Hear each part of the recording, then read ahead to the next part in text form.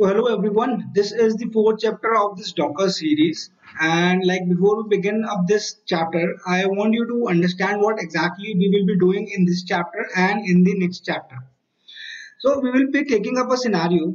You can see right there at my screen that we will be taking up a scenario. In this scenario, we will be installing WordPress using Docker. So whenever we say that we need to install WordPress, let us forget about Docker as of now. Let me move to Chrome and Google and just say how to install LAMP on Ubuntu. Just say this and you will find the first like URL from DigitalOcean, or else like I want you to look out for how to ubuntu.org.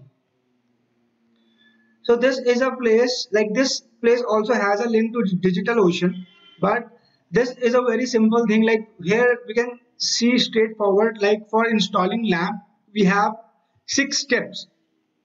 So what exactly is WordPress? WordPress is a content management system software which people use to make website, and like it has a front end for managing the content, and that's why it is so famous. So WordPress has few prerequisites. WordPress is a software which is made from PHP, and it is made for, like, it runs on Apache server. It may use MariaDB, it may use MySQL. So any one of them. So as of now, the point is, like, whenever you want to install WordPress on any machine, like regardless of Docker, on any Linux machine, for at first you need to install Apache. So for installing Apache, we have a very simple command, that is sudo apt install apache 2. We just need to go to the Ubuntu machine. In the terminal we have to give this command and it is done. So for installing MySQL we have this command, and for installing PHP we have this command. So in the similar fashion, these are the commands which are specific to Linux, not Docker. So this is what my prerequisite is before installing and like putting up the WordPress website on the container. But how exactly we are doing it? So this is our scenario. For installing WordPress, we will be installing all these 3 things using Docker, and then we will install WordPress. So this is my scenario. I have written it straightforward. You can see that WordPress using Docker. For installing WordPress, I need LAMP, which is prerequisite, which we just discussed. L is for Linux, A is for Apache, M is for MySQL, and P is for PHP. This is what we discussed, right? This is on Ubuntu, which is Linux. Then it needs Apache, which is A. Then it needs MySQL, which is M. Then it needs PHP. So this is LAMP. So how we are going to do it? We are going to install this in 2 containers. So what are containers? Do not worry about it as of now. Just understand that we are going to do it in 2 containers, container 1 and container 2. So in container 1, we will be installing Apache 2 and PHP. And this will be the container where we will be putting up the WordPress website. So because WordPress website runs with Apache, so that's why we will put all the files of WordPress in this container, right? Then we will have another container where we will be installing of the MySQL. So one important point is, what is purpose of Docker? So people like me understand Docker is a tool which is to virtualize things. No, exactly not. Docker is something which is for process isolation. So the main motive of Docker is, I will just write it down because this is very important and I want you to learn it, which is Docker motive is process isolation. So this is what Docker is required for. It isolate all the different processes in different places, and then we can use them. So in the similar fashion, we have like isolated Apache 2 and PHP. These 2 are combined together because PHP is a server-side language which runs with HTML, that is with Apache, right? So that's why both of them are required on single container. Then in another container, we are installing MySQL, which is the database.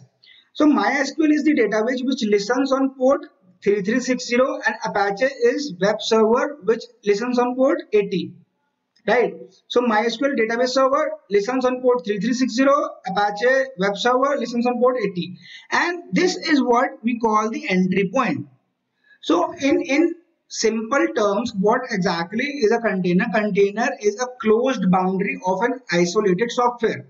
So this is a web server and this is closed at all places. No one can go inside the container. No one can like see what all things are going inside the container, but except a single point which we call as the entry point. So every container has only one entry point. This is an important point. Every container has just one entry point. And here the entry point will be port 80 for first container, and for second container the entry point will be port 3360. So while we will be doing up this scenario, there will be a lot of things which we will cover with Docker. So if you see up my screen, so these are the things which we will be covering up with Docker. So at first we will be discussing about the scenario which we have already done. Then we will discuss about images and containers. So what exactly are images and what are containers? This is a very simple thing. Then we will learn few Docker commands, how to use these images and containers. Then we will see Docker caching. This will again be a short lecture of around 2 to 3 minutes only. Then we will discuss about Docker file, which is very important. Here we will be discussing about the Docker file structure. So I have divided the Docker text file into various sections for better understanding. Then in this particular structure we have these all parts which we will be discussing, which is from, then run using cell form and executive form, then run versus command, then add and versus copy, and at the end we will be discussing about .docker ignore file. So with this we will also be developing up a container where we will be installing Apache and PHP only. So in this chapter, in chapter 4, we will be just be running up a container with Apache and PHP. So let me move forward. So the next part is images and containers. So when we talk about images and containers, we have already discussed, in Docker we have a Docker file. We process this Docker file using sudo docker build dot. So dot is the context. So this is what we discussed in our previous chapter. So a Docker file is read by this build software and this is converted into an image.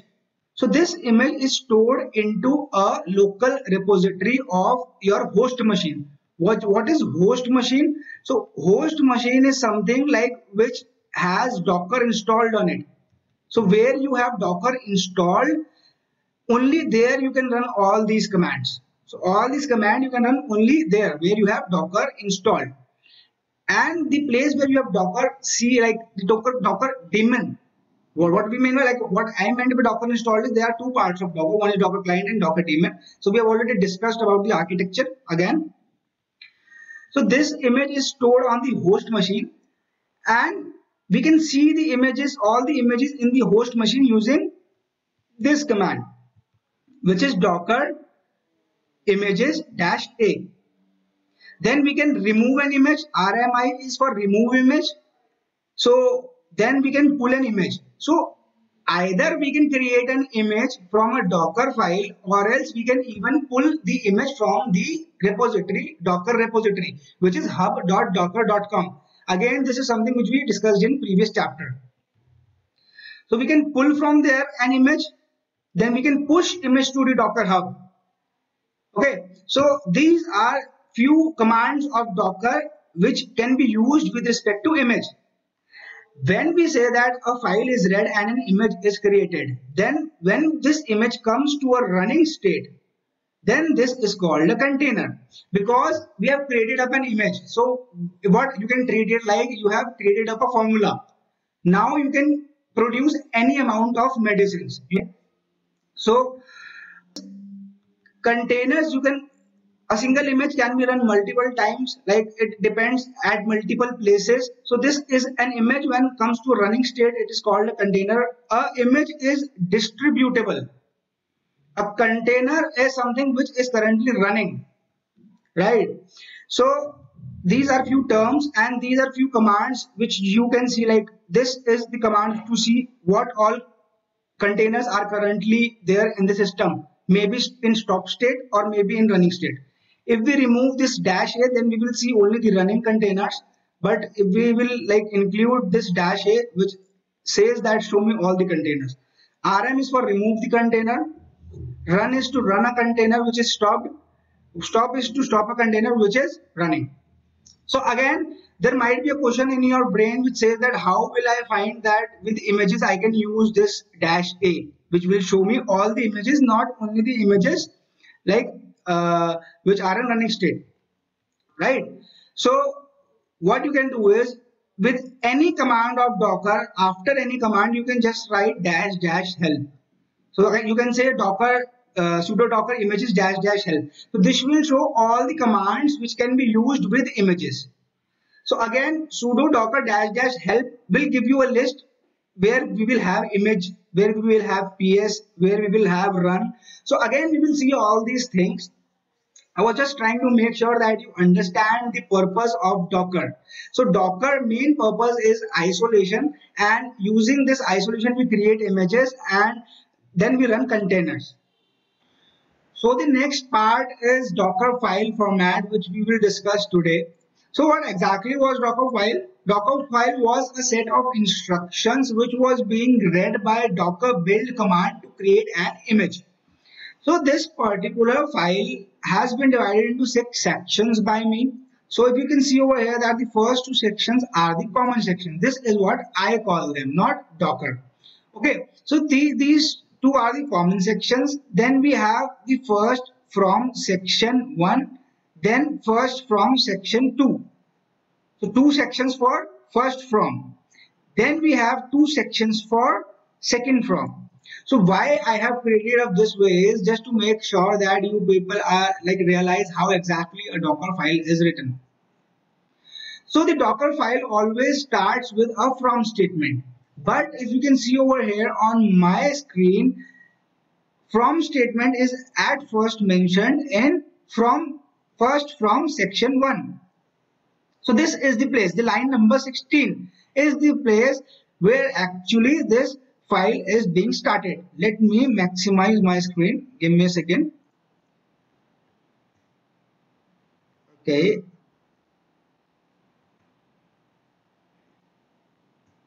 Okay. So this is done. So this is more visible, right? So in the first section, you can see that we have this from line 16, and I just said that the Docker file starts with line 16.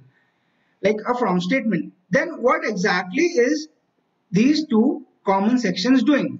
So the only things which can be there before a from statement can either be the parser directive. So we have already discussed about parser directive in previous chapter. Here we will be using up the same build which is used by Docker itself, and we will not be using up any third-party build program. So again, the second section is, we can say that there is only one instruction which can come before the first from. So a Docker file starts with a from statement but can have only parser directives, comments, or the only instruction which can come before a from will be an argument, which is this, right?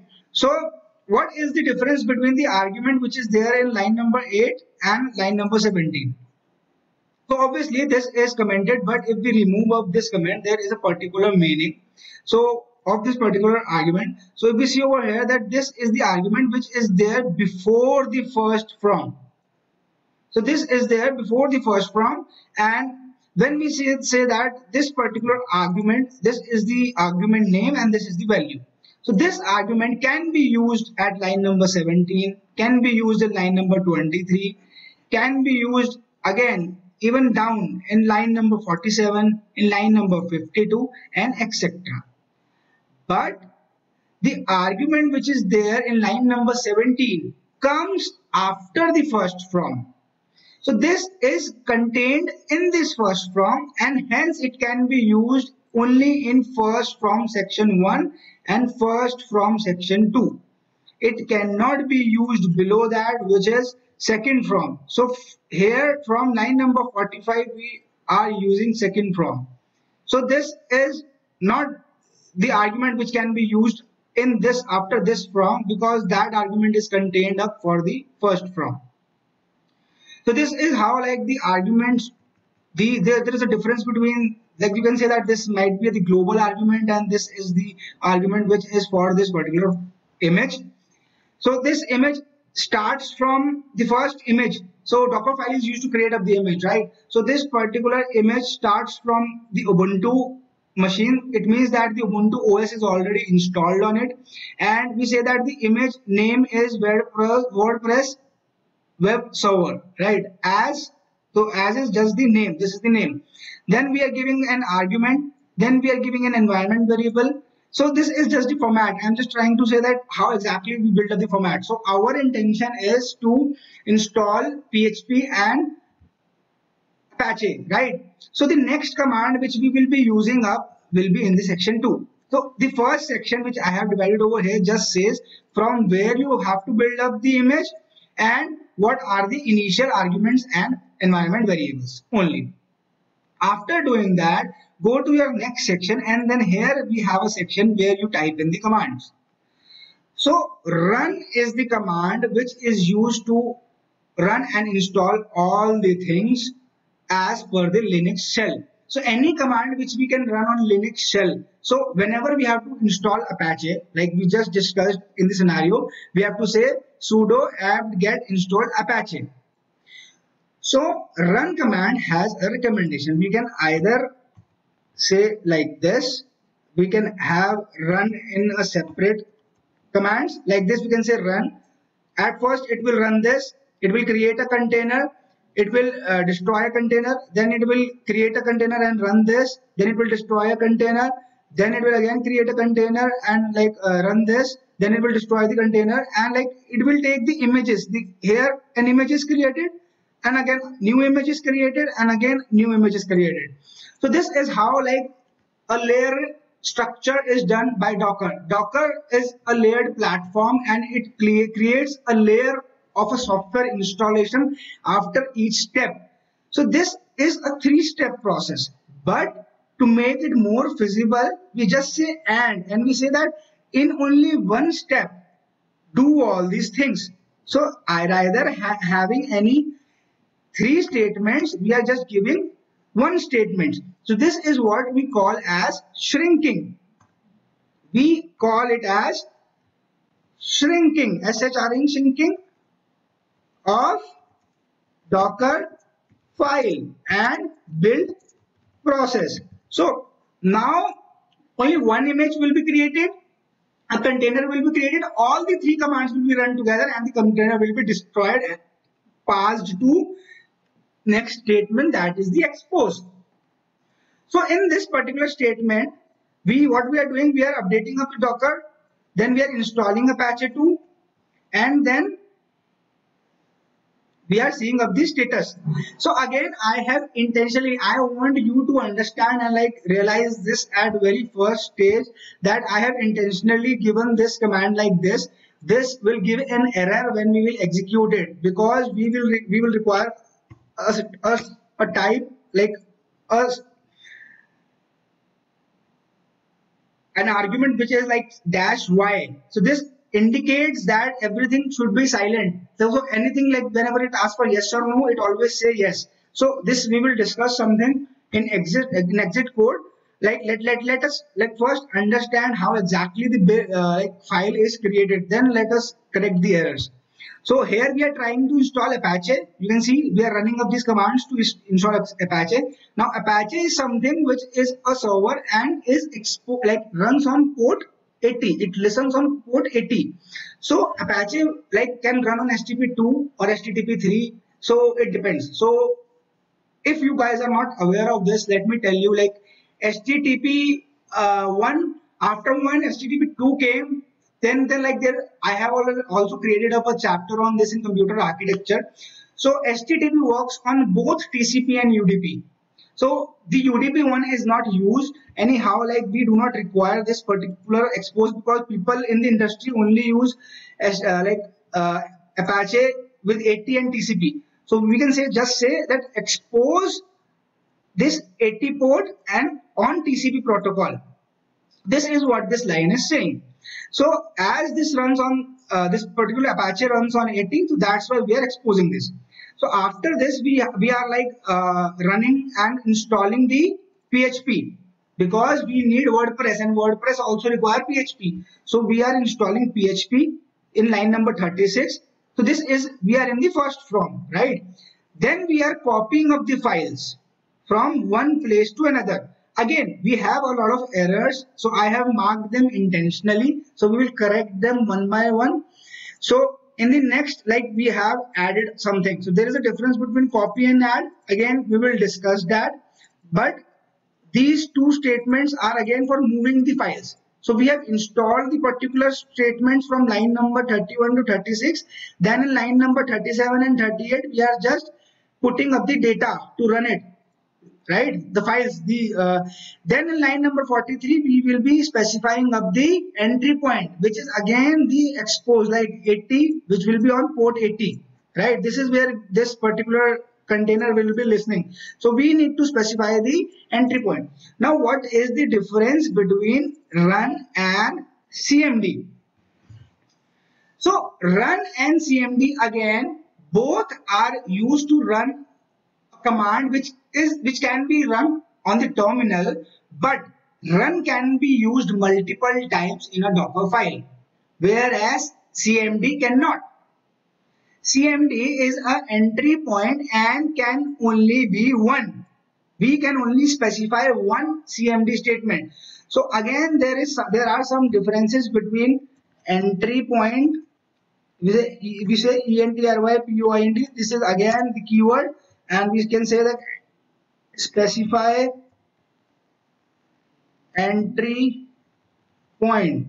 So again, we can specify the entry point either by this or by CMD, but there will only be a one entry point for a container, and that's why we will have to install MySQL in a different container and Apache on a different container, because we want this particular container like to be exposed only on, like, not only on port 80 but on port 80 and 3360. That's why we are choosing up two containers, because we need two entry points.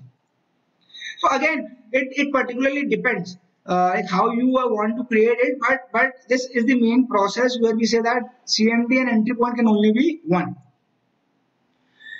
So this is like particularly the things which we will be doing. And again, like for creating up these or like moving the data from one place to another inside the container, we can also create volumes. So this is also something, a topic of discussion which we will take up in the next chapters. And like volumes have something called as mount. So in this section, so we are in the second section of first from. So this section tells from like how this particular image will be built, like the base image will be this, and the second section, which is for first from, tells what all things have to be done to create this image, right? So these all things will be done. Then again we come down, we see that we have second from. Again, this is a CMD, as we have used this CMD twice.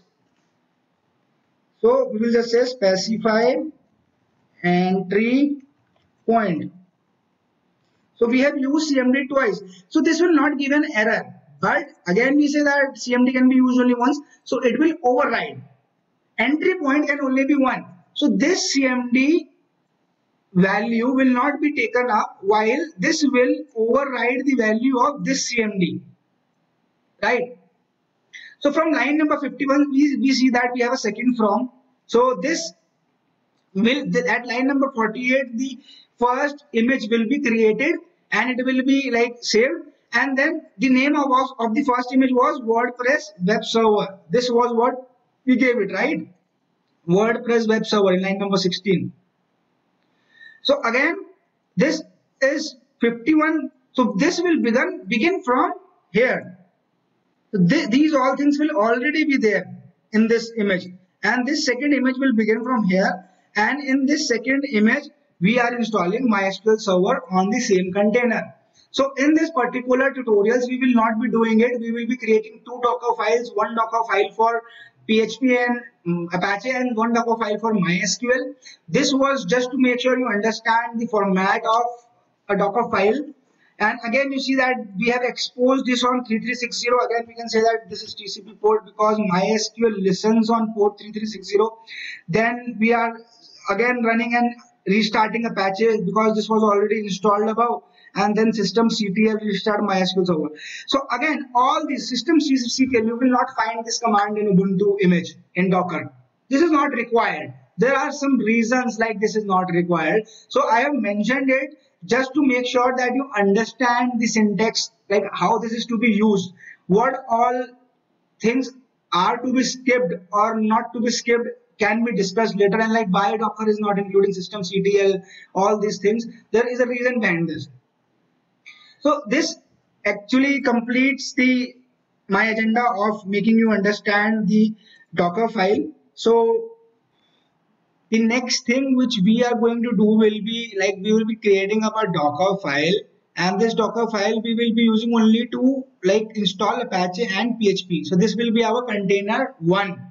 So we will now create a new Docker file, and while we do this we will understand few concepts of Docker, which are Docker commands. Then we will see some Docker exit codes, and then we will see some like Docker caching process. Right, let me straight away go to my Linux machine. This is my Linux machine, and this is my folder on my desktop. We have already discussed about this when we like discussed about the context. So now my folder has few files. You can just see over here that it has few files. So these are few files, and if you see that we have file named as backup. So this is again something which we do not require. Actually, this I have created for myself. This is my backup for Docker file, like while I was studying. Then this is again the format which we like just discussed, few sections, like 6 sections, and how exactly Docker reads the file. There can be like multiple from statements, etc, and etc. Then this is just the Docker file which we will be going to run and see the errors. So here you can see that this starts from the from statement as we just discussed, and this installs Apache, then this installs PHP, then it adds a PHP file which is already there on desktop.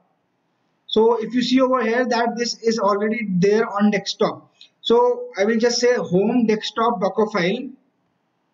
Let me say home desktop Docker file, and then say info.php. So this file will be copied to this place. So again, I have marked up this full path intentionally to show you something which is involved in Docker context.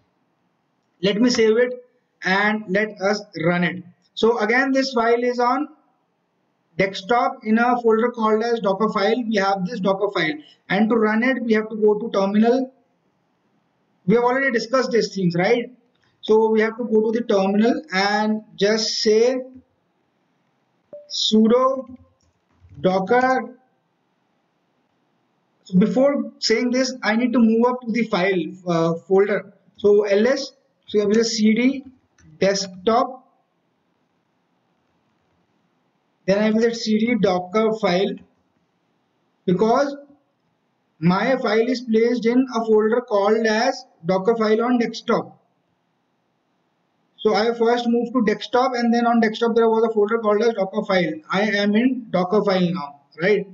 Now here if I do ls, I will be able to see the Docker file, which is this Docker file. So to build this, what I will say, I will first say clear, and then say sudo docker build dot. Let me press enter, and root is my password. So the first step one is from Ubuntu. You can see over here.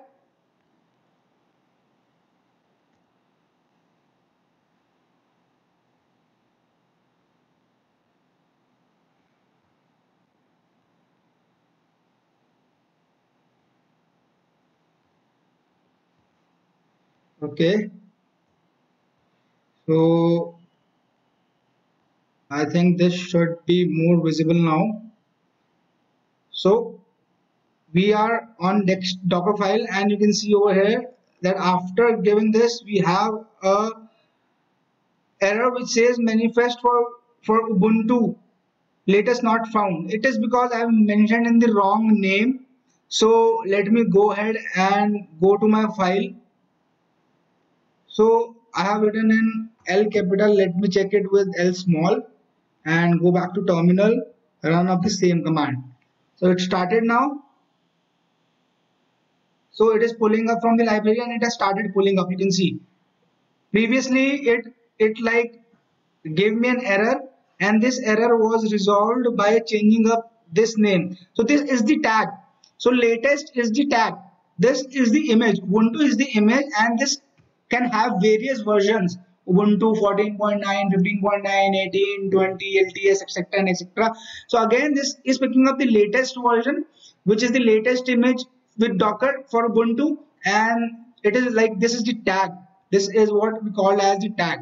So again, like when we were building up this particular image, we could have taken care of this. Okay, we will talk about it. Let us see. Now we will see that it has given us a code, non-zero code 0. Again, we are giving an error, and where it gave us an error. So let us see that. So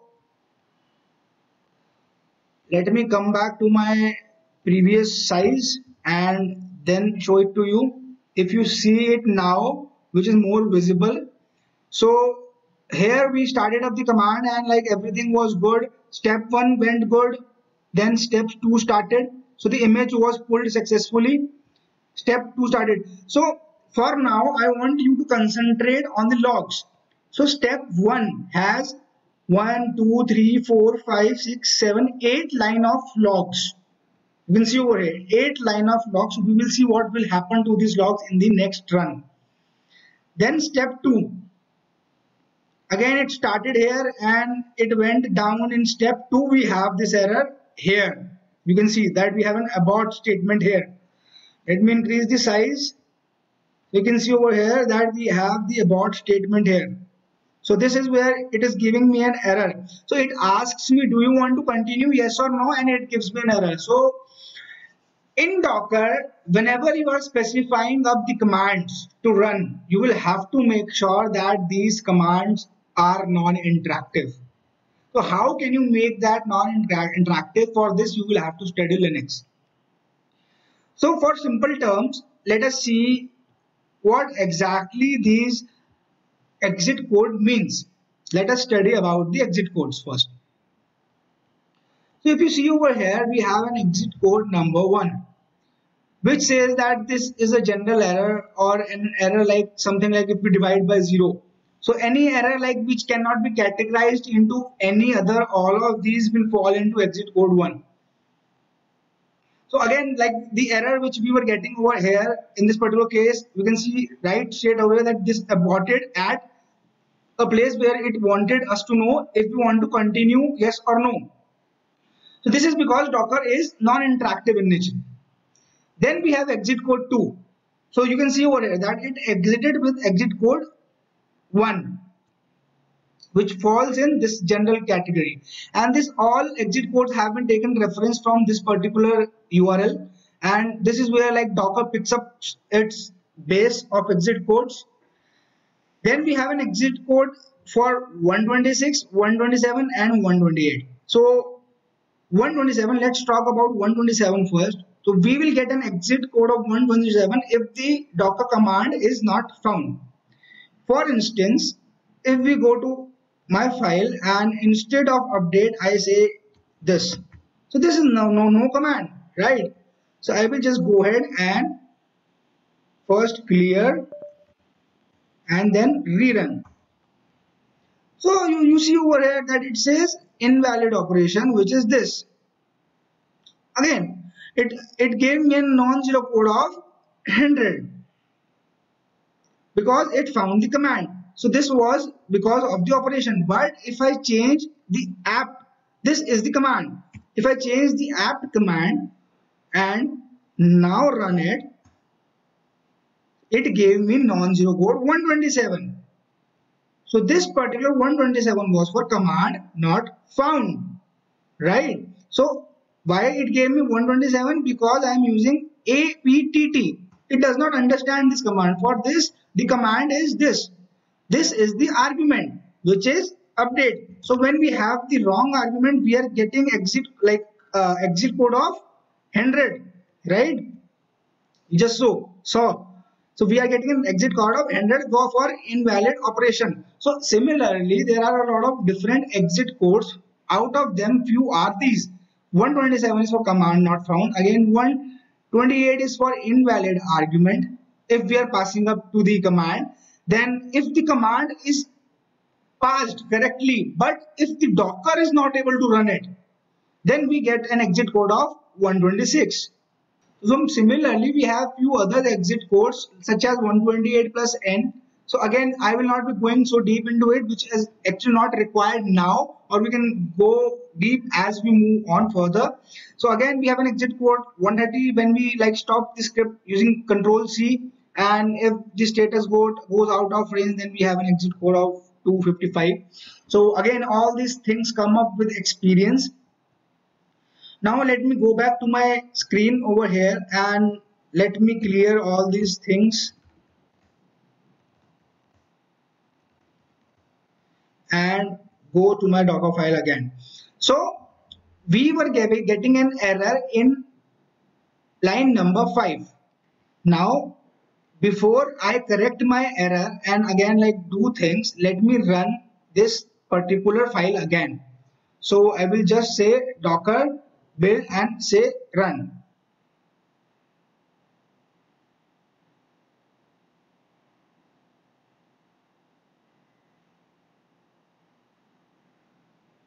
Okay, so again it is giving me an error, which is 1 because we have not corrected anything. The point which I want you to show is this.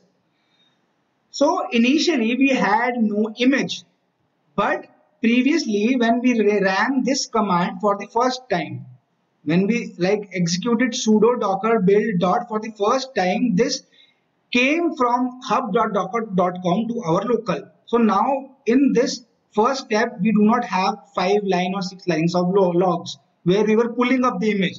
We just say that it has picked the image from our local, right?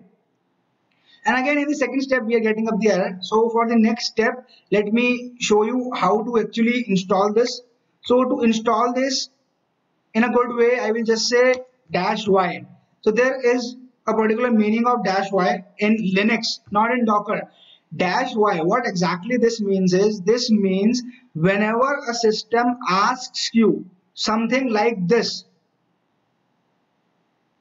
Let me maximize the screen. So the system asks you, do you want to continue, yes or no? So it will automatically say yes. So this will automatically say yes. This particular thing will automatically say yes. This is for non-interactive session. So again, let me go back and say clear. Go back to the top and let me run this command for docker build again, which is sudo docker build dot. Now it is visible clearly, and hit an enter. So first statement is good. Second step is going down. We can see, it will again take some time. It will again give me an error. What error? We will discuss about it, but let's see what error it gives us.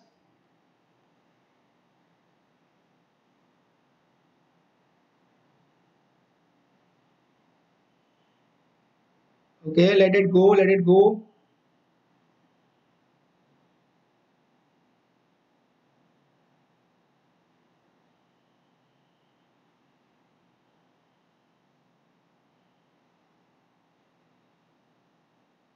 Is unpacking, and here.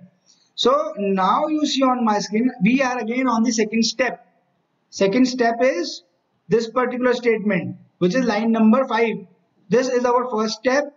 This is our second step. So all the statements in Docker are steps.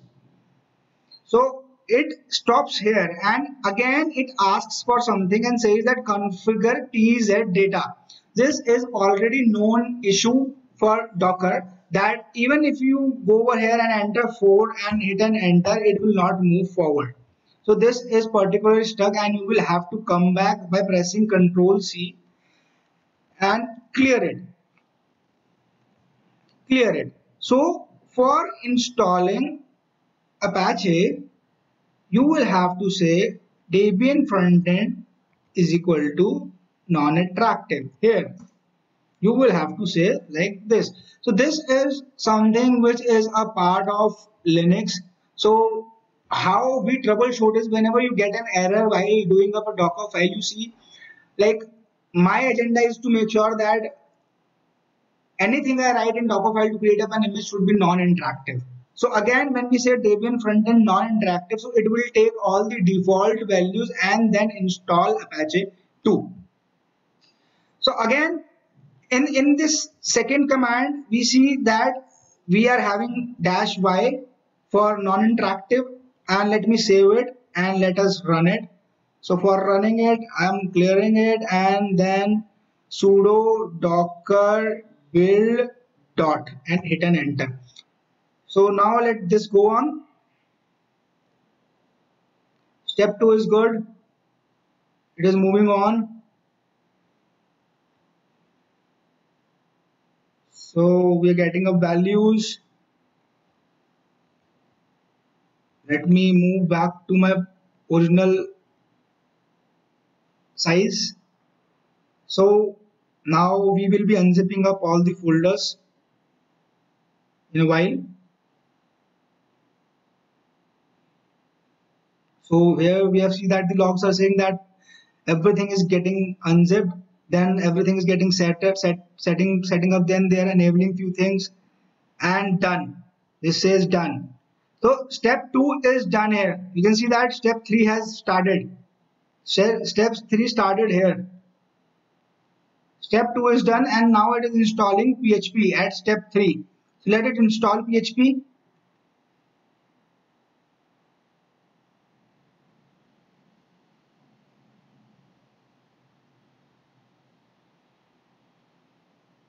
Installing PHP, and here we see that install PHP is done. Let me magnify this for you.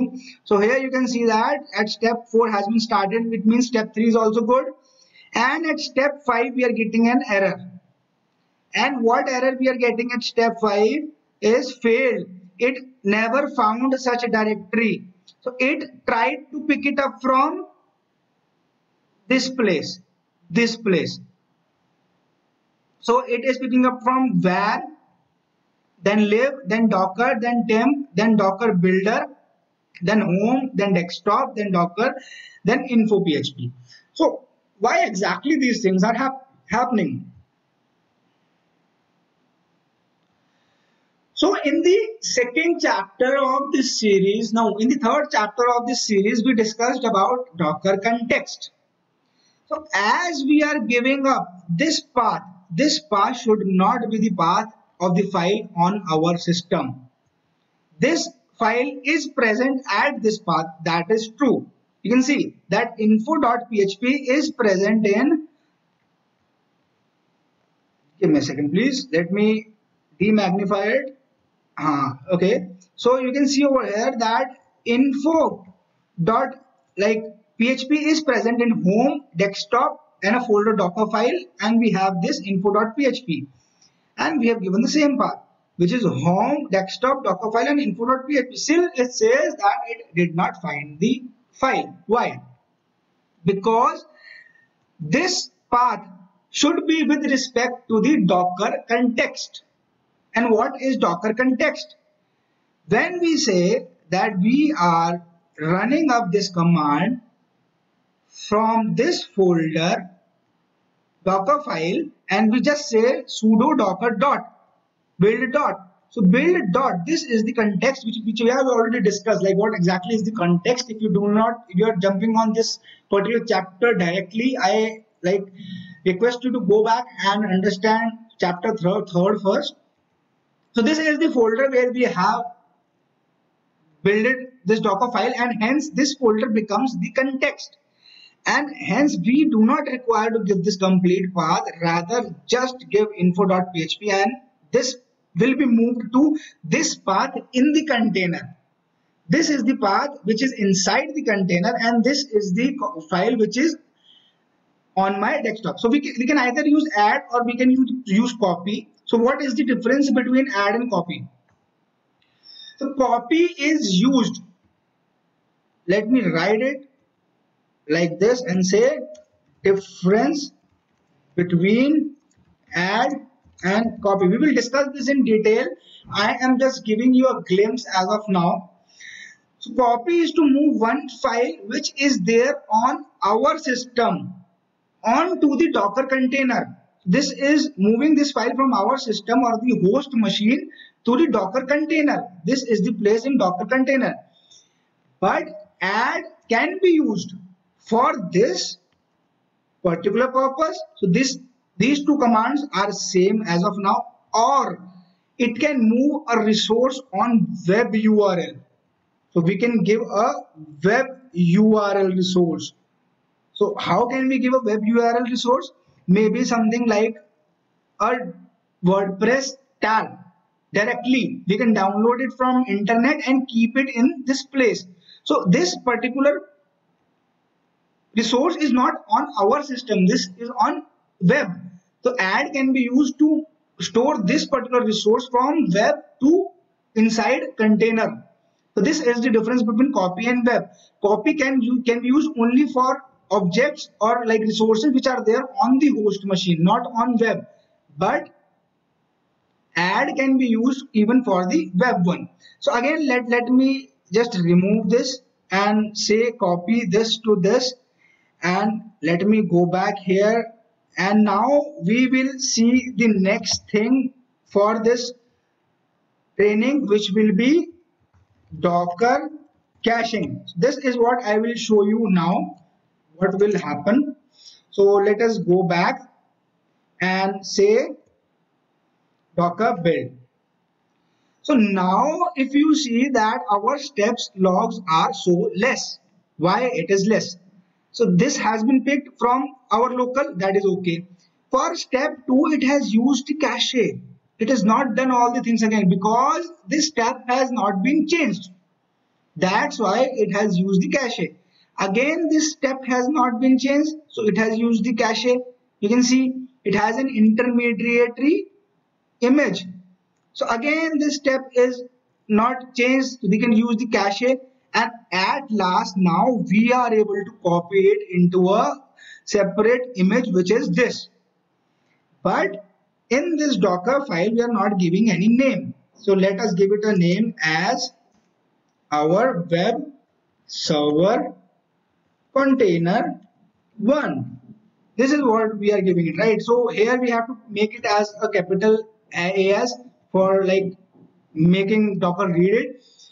Okay, so now let me go to my terminal and play with these images. So we have already discussed this at start of this chapter, that any Docker machine, like any Docker like file which will be converted into an image, then becomes a container. So at the end we say that this particular Ubuntu machine is our host machine. So in this machine we should have these images or container image information, right? So how can we find that? So for that I will first say clear and then say sudo docker and say images and -a. If you say now we have a lot of images, 1 2 3 4 5 6, so many images are there, right? And in the similar way, if I say sudo docker just images, then we have these 3 images. So what is the purpose of -a? How can I find that? So I will say sudo docker images --help. -a is just for showing all the images. For default, intermediate images are hidden. It means that if we see and compare from here, this is the Alpine image, This is again not the intermediate image. This is the Ubuntu image, which is not the intermediate image, and this is the last image which was created about a minute ago. This was created about a minute ago. All these are the intermediate images which was created in step 1, step 2, step 3. So to see them, we are using -a. These all are the images which are present. Now we want to see what all containers are present, like what all images are running. We'll say sudo. Let me clear it first, and let me magnify, and let me move back to the top and say sudo docker ps and hit an enter. So again we see no container, but it does not mean it does not have any container, and say -a. So now we see that there are so many containers. So let me clear them, and now say sudo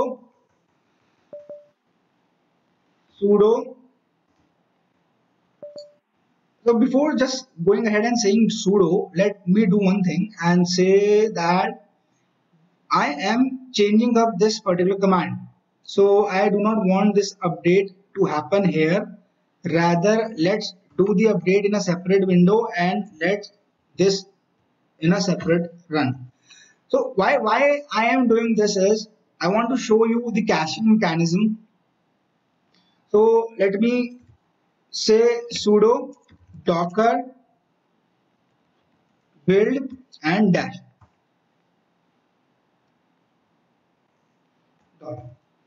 So first step is picked, and if you see that we change the second step. So now even though we have not changed the third step and the fourth step and the fifth step, still no caching will be used for any one of them. Whenever a Docker build software finds a change in the Docker file, it starts ignoring the caching. So let us see this, what exactly happens.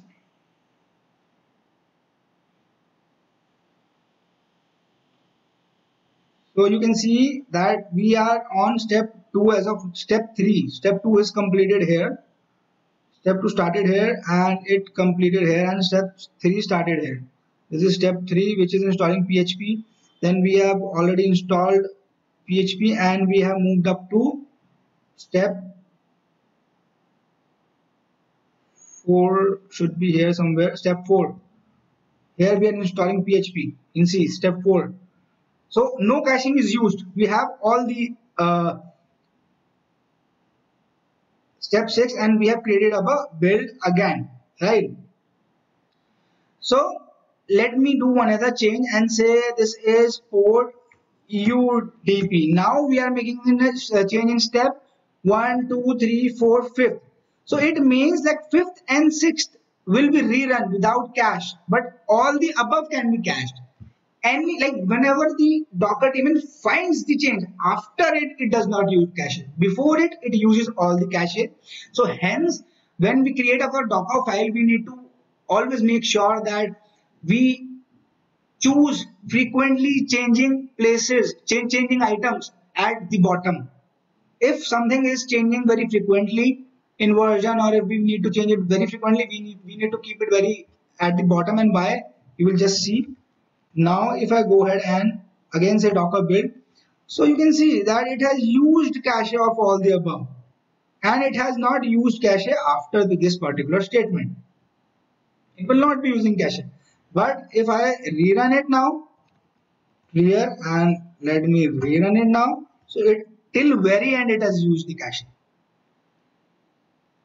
So this was all about some basic things which we do in Docker. Let me clear it and remove all the images and containers. So before we remove the images, we need to remove the containers. So for removing the container, we have a command rm. So I will say docker sudo docker rm, and then I need to list down all the Docker. Let me first maximize this. Then I need to list down all the Docker IDs. So let me show it to you in a different way. So sudo docker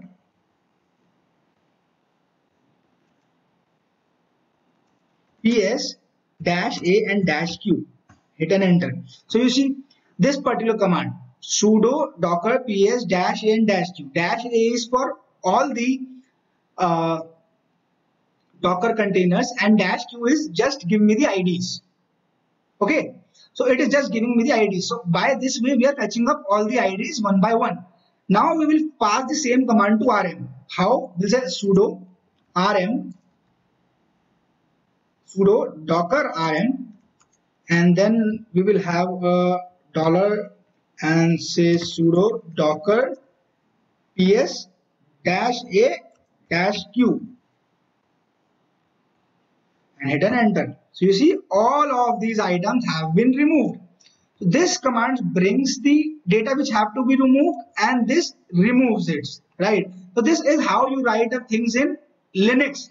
This is not a part of Docker. This is a method or writing style up for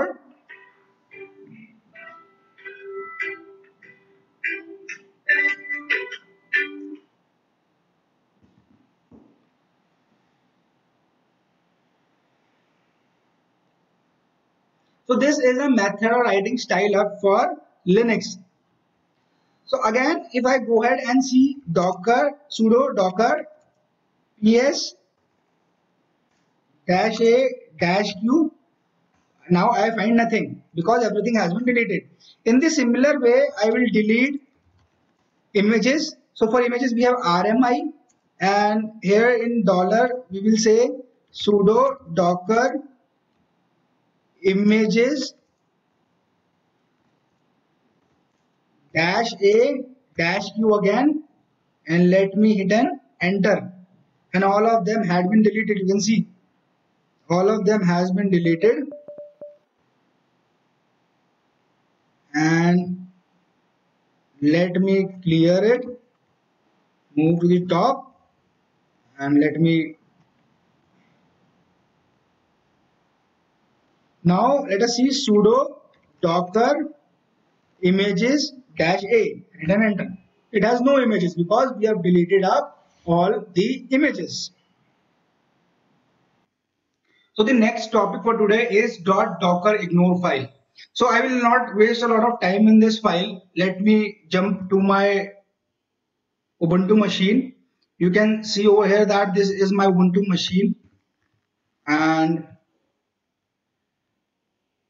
this is my file, right? So here in this file we were copying info.php to this location. This is what we were doing, and we were able to do this as of now. Now what I will do is I will move to my folder. Like this is my desktop for Ubuntu, and this is the folder which is Docker file. This is where we are, like desktop and Docker file.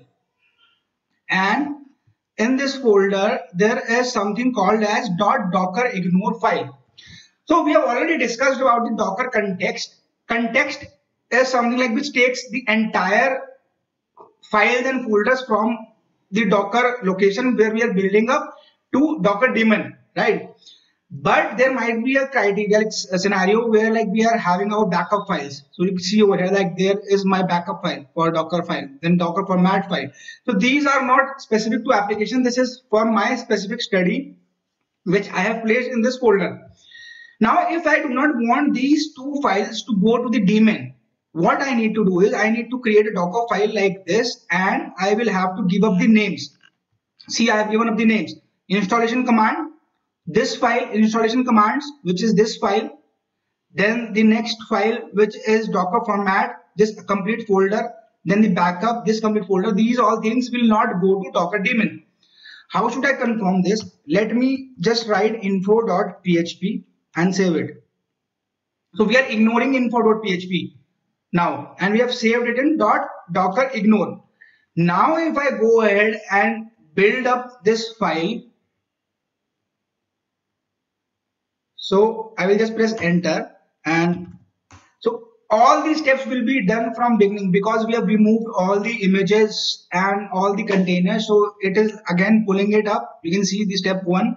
So no caching will be used now. Let them get completed, and then we will see the last step, that will be the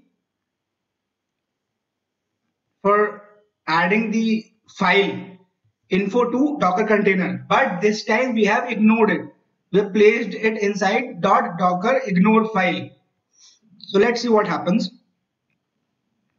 So as of now we are on step 3. We are installing Apache. So Apache is getting installed.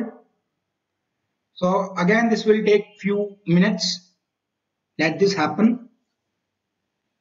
Okay, so here you can see up that we have the 4th step, and similarly if we go down and see other logs, then we will be having step 5.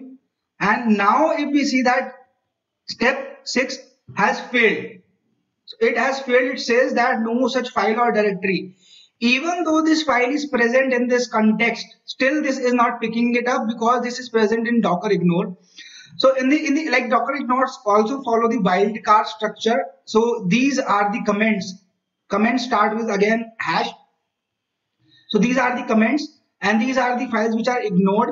So again, if you want to ignore every file which starts with info, so this will ignore every file which starts with info. Okay, so if we remove this line info, again I will just remove it and save it. So Docker ignore is actually a way to make sure that you do not pass all the files in the context to the daemon. You at least like with the files which are not required, please do not pass them. That is required. So let me clear it and let me rerun this. So now you say that we are able to copy it because this file is not in ignore now. But if I again info.php, save it and rerun it, it will give me an error because it is in ignore. So that's why it is not taking this up to the daemon. This is what like .docker ignore used for. So just before we close up this chapter, the last part which I want to discuss today is types of run and cmd commands. So as of now, we have seen that using run and cmd, we can process the commands which we can run in Linux shell. But again, there are some types of cmd and run commands, and like we should understand it so that we can make our script more fast. So this is something which is required to make the script more fast. How? I will just tell you. So run command have two types. One is shell form and second is exe form, and cmd command has three types. So these two forms are also there in cmd, and if you understand usage of run for these two, you will understand usage of these two commands as well. So again, run and cmd are commands which run the commands we run in Linux. So whatever we run in Linux, so it runs the same commands like it on terminal, right? So these two are the same. The only difference is this is used for entry, and this can be like used in script only once. Like if you have multiple times, then the last one is taken up, right? So this is what we discussed. And run is used to like create the image and have various steps, multiple steps. So cmd is something which is basically linked up with entry point. What is the entry point criteria, like what exactly is entry point and how cmd is linked with it? We will discuss that later in the next chapter. As of now, let us understand these two forms. So whenever we say that we are running up the shell command and when we say that we are running up the executive command, the difference is like we just type in the shell command after run. We do not require any double quotes, etc. But when we are saying we are executing the executive form, we need these braces. These square braces are required. These are must. Then the parameter should be only in double quotes. It should not be in single quotes. Okay, so we will not be discussing up the third type of CMD command now in this chapter. This is something which we will pick in the next chapter. As of now, we will be just discussing these two types in run, and these are same for CMD. Right. So let me move on to my screen and let me show you to clarify this practically. So this is the change which I have made up on my Docker file, and now let me come back to my and magnify. So this is my file. So as you can see over here, again I am building up my web server, but I have typed in various types. So let me comment this and we will understand what I am trying to say in a while. Let us run these three commands only. Okay, let me comment this, let me comment this. So we will run only these three commands. So my file has only these three commands. All the below one is comments. So this is my file. It starts from, then we are saying run echo $home. So $home is something which is a shell variable, environment very global variable, right? It has a meaning which is, it has a value which is /root, right? It has this value. So again, these in the second type, we see that we have not put up the square braces and we do not have a comma in between them, right? So this is the same command. We just have double quotes. So again, these two commands are the same. So these two are the shell commands. We can say this, these two are the shell commands for run, and they can be used in the similar way for CMD, and these two are the executive form. So we can say shell form and executive form. So what is the difference? We will just go ahead and run this file, build up this file and see what is the output. So let me go up to my screen. Let me first minimize and go up to the screen. Let me clear it and say docker build. So I have added up a flag over here which is -- no cache. So why I have added it, because I wanted to see the results. So rather than making the change every time from the top, I have just said no cache. So it will not use cache for building up this particular file. So just press enter, my password, and you can see over here the second run, which was run echo home, printed up /root. Then run echo home with double quotes, also printed up /root. But run echo $home, printed up $home, not the value, because it was not able to identify the value. So this is the difference between the shell form and executive form. In executive form, you cannot use the shell environment variables or anything, any processing which the shell does, not the program does. Whenever we say sudo apt-get install, say my SQL server, say something like this, we say something like this. So what it is this is for root user, apt-get is the program command which is getting run. This is the binary code which is getting run. This is the argument which says install. This command will now install. This has this command can do multiple things. It can install, it can update, it can delete or remove. So there are multiple things which this command can do. This command is linked up with the repository. It is managing the repository. So this is basically the executable. This executable takes in a parameter, says that please install this. Like we have multi-threading, method overloading in Java.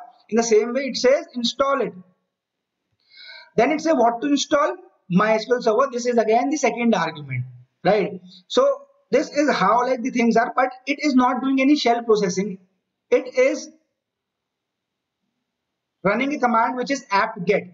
When can we say that it must have doing like shell processing? Like when like we were either reading this particular $home, which is a shell variable, right? So this is basically the difference between executive form and shell form.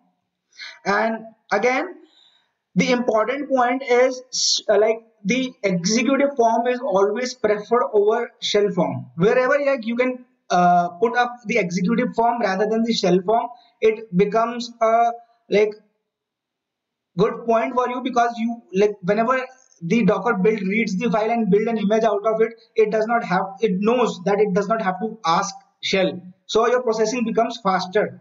So that's why the like executive form, this kind of code is always preferred. So what will run? So these two are the same commands. Now to understand this more, let me comment them and let me uncomment these two, right? So, and let me also uncomment, this is not required, this is simple, we have already seen this. So these two commands, so again this is the shell form and this is the this is the executive form, and below one is the shell form. Anything with square braces will be executive form. So now my file has these two run statement or steps. Now let's see what happens. So I again build it. So this particular thing will also get executed. See, we are getting one. We are updating the repository. So it means that this is not taking anything from the shell, right? No shell processing is used. So we should always write this statement in this form rather than writing this in this form. This is always a better form, executive form, because it does not require shell processing and your code becomes faster. So in the similar fashion, this goes same for the CMD. This will be faster than this because this requires shell processing. This does not require shell processing. And the last one, which is CMD, it does not have the executable and it also does not require shell processing. It takes the executable from the entry point and passes these two arguments to this executable which is there in the entry point, or else you can just mention this particular CMD with executable and you do not require entry point. So this is where I close up this chapter, 4th chapter, and let's meet up in the next chapter. Thank you guys. Have a great day.